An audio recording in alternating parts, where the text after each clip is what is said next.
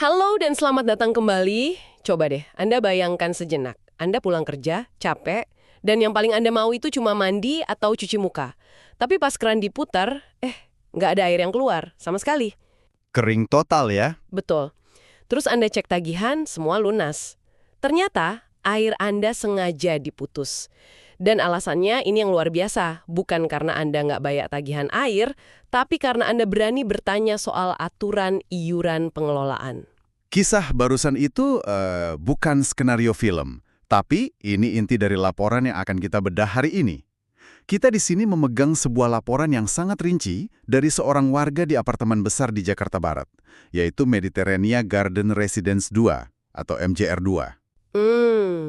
Dan ini bukan sekedar curhat ya. Laporan ini isinya tuduhan yang sangat serius, yaitu dugaan perbuatan melawan hukum dan kesalahan administrasi oleh pihak pengelola. Benar sekali. Jadi misi kita hari ini bukan cuma menceritakan ulang keluhan, tapi kita coba pahami gimana caranya sebuah permintaan informasi yang wajar banget kan, bisa berujung pada pemutusan layanan esensial.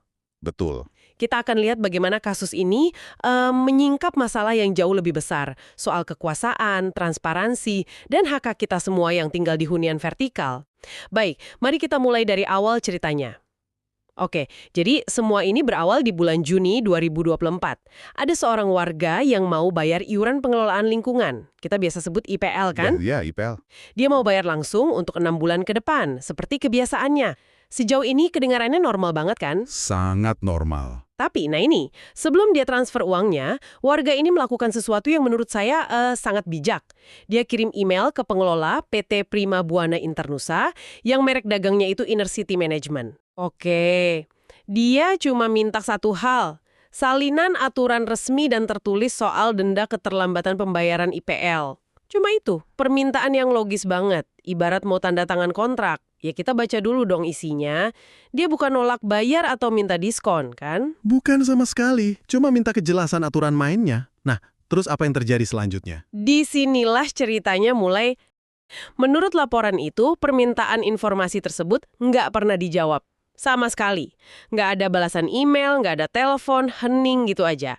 Tapi ternyata pengelola nggak cuma diam, mereka bertindak. Bertindak gimana maksudnya? Tanpa pemberitahuan tertulis, tanpa surat peringatan, mereka langsung memutus aliran air bersih ke unit warga tersebut. Loh, tunggu. Langsung diputus? Langsung. Laporan ini menggarisbawahi dua hal penting. Pertama, pengelola itu punya nomor kontak warga yang aktif. Kedua, dan ini krusial banget, tagihan pemakaian air dan listriknya itu sudah lunas semua. Jadi pemutusan ini murni terkait IPL. Tunggu sebentar. Jadi karena bertanya soal aturan denda, responsnya bukan jawaban, tapi sanksi berupa pemutusan air. Itu eskalasi yang luar biasa cepat ya. Tepat. Ini adalah titik balik yang sangat-sangat penting. Yang tadinya cuma soal hak konsumen untuk tahu kan, sekarang berubah jadi soal penyalahgunaan wewenang. Pengelola menggunakan kontrol mereka atas utilitas dasar, air bersih, sebagai alat untuk menekan warga. Jadi fokusnya langsung bergeser ya? Betul. Fokusnya langsung bergeser dari apa aturannya menjadi atas dasar hukum apa Anda mematikan air saya. Ini bukan lagi sekedar sengketa administrasi, ini udah masuk ke ranah pemaksaan kehendak. Oke, jadi warga ini posisinya sekarang tanpa air bersih di unitnya, apa yang dia lakukan? Dia pasti menanyakan dasar hukum tindakan itu kan? Tentu saja. Dan menurut laporan, saat didesak, pihak pengelola awalnya nggak bisa menunjukkan aturan spesifik yang melegalkan tindakan mereka. Mereka kayak nggak siap gitu dengan pertanyaan itu. Agak aneh ya untuk sebuah badan pengelola profesional, nggak bisa langsung menunjukkan dasar dari sanksi seberat itu. Terus gimana? Setelah didesak berkali-kali, akhirnya mereka mengeluarkan sebuah dokumen sebagai justifikasi. Dokumen itu adalah tata tertib atau house rules apartemen. Tapi, disinilah kejanggalan terbesarnya muncul. Kejanggalan apa lagi? Peristiwa ini kan terjadi di tahun 2024. Dokumen House Rules yang mereka sodorkan itu ternyata dibuat pada tahun 2007. Apa? 17 tahun? Dokumennya lebih tua dari beberapa penghuni di sana, jangan-jangan. Apa itu bahkan masih relevan secara hukum? Pertanyaan Anda tepat sekali. 17 tahun itu waktu yang sangat lama, terutama di dunia regulasi properti Indonesia. Sejak 2007 kan sudah ada Undang-Undang Rumah Susun yang baru, ada peraturan pemerintah, puluhan peraturan menteri yang mengatur detail pengelolaan. Benar-benar. Menggunakan aturan dari tahun 2007 itu ibaratnya mencoba menavigasi Jakarta hari ini dengan peta dari zaman sebelum ada jalan tol lingkar luar. Secara teknis petanya mungkin masih ada, tapi udah sama sekali nggak bisa diandalkan. Nggak mencerminkan kondisi hukum yang sebenarnya. Dan situasinya nggak berhenti di situ. Laporan itu juga bilang meskipun warga mencoba cari jalan tengah dengan bayar sebagian tunggakan IPL, airnya tetap nggak dinyalakan. Betul, pengelola menurut laporan bersikeras. Mereka kasih syarat mutlak. Air baru akan disambungkan kembali kalau seluruh tunggakan IPL 6 bulan lunas 100% plus denda yang besarannya ditetapkan sepihak. Wow. Jadi nggak ada ruang untuk negosiasi sama sekali. Nggak ada. Jadi pada akhirnya, warga ini nggak punya pilihan lain kan? Demi mendapatkan kembali kebutuhan paling mendasar, yaitu air, dia terpaksa membayar semua yang diminta pengelola. Persis. Disinilah kita melihat dengan sangat jelas adanya ketidakseimbangan kuasa yang ekstrim. Pengelola itu bukan lagi sekedar penyedia jasa. Mereka jadi pembuat aturan, penafsir aturan, sekaligus eksekutor sanksi. Dan sanksi yang mereka gunakan adalah memutus akses terhadap kebutuhan primer manusia. Ini inti dari tuduhan perbuatan melawan hukum yang dijabarkan dalam laporan ini. Tunggu sebentar, saya masih kepikiran soal pemutusan air dan aturan tahun 2007 itu. Tadinya saya pikir masalahnya ya cuma seputar itu. Tapi kenapa sekarang kita mulai bahas soal rapat tahunan? Apa hubungannya? Ini pertanyaan yang bagus. Karena ini menunjukkan bahwa insiden air itu bukan sebuah kejadian acak atau kesalahpahaman sesaat. Ini adalah bagian dari sebuah pola perilaku. Pola ya? Iya. Coba kita maju ke awal tahun 2026. Warga yang sama, kali ini dengan permintaan yang beda. Dia minta salinan notulen Rapat Umum Tahunan Anggota atau RUTA untuk tahun 2025. RUTA itu kan forum tertinggi para pemilik unit ya. Tempat semua keputusan penting soal anggaran, pengelolaan, dan kebijakan dibahas dan disetujui. Tepat sekali. Mendapatkan notulen RUTA itu hak paling dasar bagi setiap pemilik. Notulen itu bukti tertulis dari semua keputusan yang diambil dan pertanggungjawaban pengelola. Ini menyangkut uang mereka, investasi mereka, dan kualitas hidup mereka. Penting sekali berarti, sangat. Laporan ini juga mencatat fakta menarik. Di MGR 2 ini, RUTA hanya diadakan setiap 3 tahun sekali, yang membuat setiap notulen jadi dokumen yang jauh lebih krusial. Lalu apa yang terjadi dengan permintaannya? Apakah diberikan? Sama seperti sebelumnya. Permintaan diajukan secara resmi, tertulis, bahkan ada bukti tanda terimanya dari kantor customer service pengelola pada akhir Desember 2025. Tapi sampai laporan ini dibuat, lebih dari sebulan kemudian, notulen itu nggak pernah dikasih. Lagi-lagi ya? Lagi-lagi, permintaan informasi yang sah dari warga diabaikan begitu saja. Sekarang saya lihat benang merahnya. Ini bukan soal kelalaian administrasi atau dokumen yang terselip gitu ya.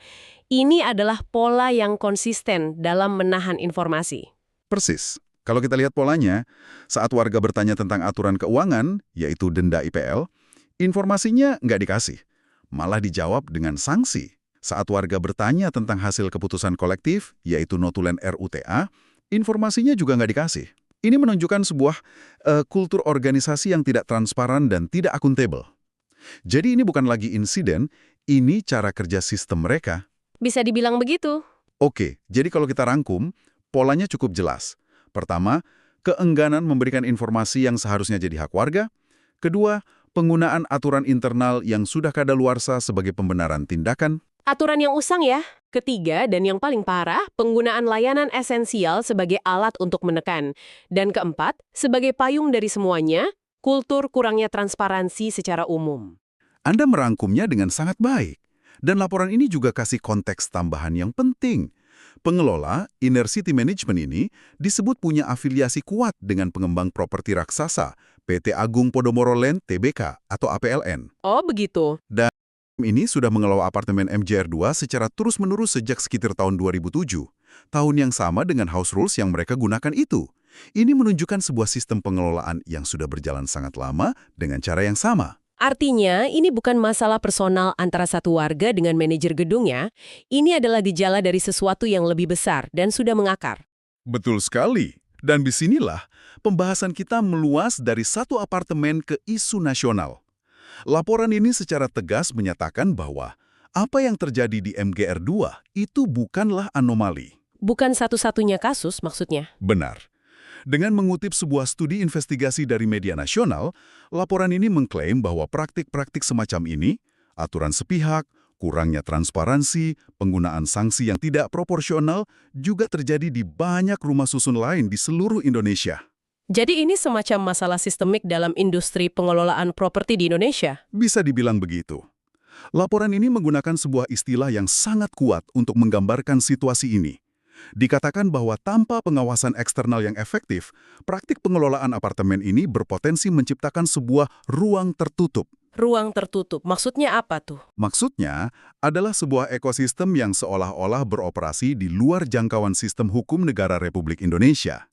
Di dalam ruang tertutup ini, pengelola menciptakan aturannya sendiri, menafsirkannya sendiri, dan mengeksekusi hukumannya sendiri. Wow. Warga, yang sangat bergantung pada layanan yang mereka sediakan, punya pilihan yang sangat terbatas selain patuh. Ini seperti ada hukum privat yang berlaku di dalam sebuah properti, yang terkadang bertentangan dengan hukum nasional yang seharusnya melindungi semua warga negara. Mirip seperti negara kecil di dalam negara gitu ya, dengan hukum dan penguasanya sendiri. Analogi yang sangat pas. Dan inilah argumen utama dari laporan tersebut. Ini bukan tentang sengketa siapa yang lebih kaya atau adu gengsi antara warga dan pengelola. Ini adalah tentang hak-hak fundamental seorang warga negara. Hak atas informasi, hak atas kepastian hukum. Betul. Dan hak untuk tidak diperlakukan sewenang-wenang. Ini tentang kewajiban setiap badan usaha di Indonesia, tanpa terkecuali, untuk tunduk pada hukum nasional, bukan bersembunyi di balik aturan internal yang usang dan tidak transparan. Jadi setelah kita telusuri semua ini, kita lihat ya bagaimana sebuah permintaan sederhana bisa membuka kotak Pandora yang isinya masalah tata kelola yang jauh lebih dalam. Dari pemutusan air, aturan berusia 17 tahun, sampai pola menahan informasi yang ternyata bisa jadi masalah sistemik di banyak tempat. Ini adalah mikrokosmos dari sebuah isu yang lebih besar, tentang keseimbangan kekuasaan antara pengelola yang memegang kendali atas infrastruktur vital dengan warga yang seharusnya dilindungi hak-haknya oleh hukum. Karena itulah, laporan ini nggak berhenti sebagai keluhan.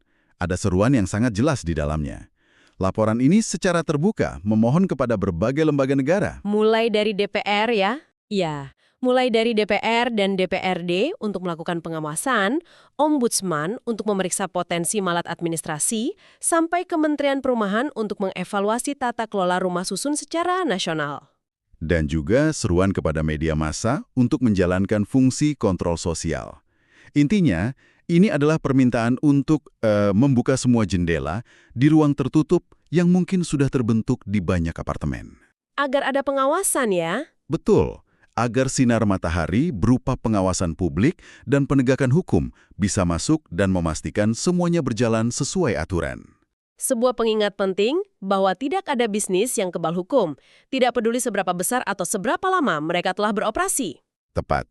Dan dari semua yang kita diskusikan ini, ada satu pertanyaan penutup yang mungkin bisa Anda renungkan. Ini adalah inti dari masalah yang diangkat dalam laporan tersebut. Jadi, coba pikirkan ini. Yang membuat aturannya sekaligus menjadi hakim dan eksekutornya.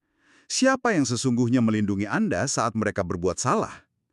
Mekanisme perlindungan apa yang Anda miliki ketika batas antara penyedia jasa, pembuat aturan, dan penegak sanksi menjadi kabur dalam satu entitas yang sama?